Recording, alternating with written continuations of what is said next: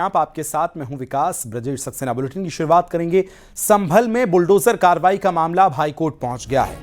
आज की सुनवाई में हाईकोर्ट ने मस्जिद पक्ष से जमीन के कागजात दाखिल करने को कहा है।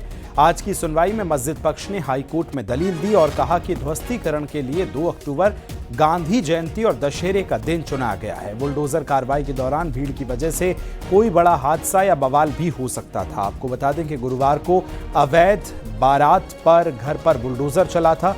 तालाब की जमीन पर जो मस्जिद का अवैध हिस्सा है उसे हटाने के लिए मस्जिद पक्ष ने 4 दिन की मोहलत ली है और हथौड़े से तोड़ भी रही है। इस बीच मामला हाईकोर्ट पहुंच गया है और एक्शन पर रोक की मांग की गई है। हाईकोर्ट में कल सुबह 10 बजे फिर से सुनवाई होनी है।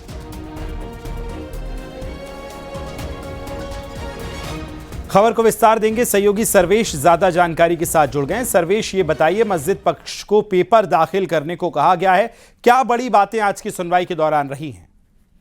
देखिए, निश्चित तौर पर जो संभल का मस्जिद का मामला है, ये मसाजिद शरीफ गोसुल बारा रावा बुजुर्ग मस्जिद है।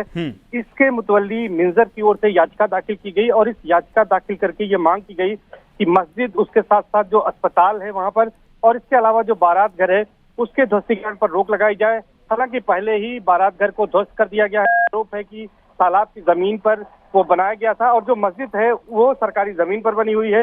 हालांकि यहाँ पर मस्जिद पक्ष की ओर से हाईकोर्ट में दलील दी गई कि मस्जिद का कुछ हिस्सा सिर्फ सरकारी जमीन पर है, लेकिन बाकी हिस्सा जो है उसका अपना है। कोर्ट में करीब आज वैकेशन के दिन यानी छुट्टी के दिन आज ही याचिका दाखिल की गई और अर्जेंट बेसिस पर सुनवाई की मांग की गई।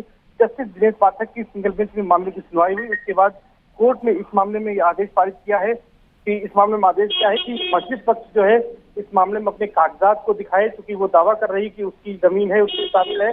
तो इस मामले में कागजात मांगे हैं। करीब 1.25 घंटे आज बहस चली है और कल सुबह 10 बजे फिर से मामले की सुनवाई होगी। जी बिल्कुल, नजर रखिएगा, अपडेट्स लेते रहेंगे। फिलहाल शुक्रिया सर्वेश जानकारी के लिए।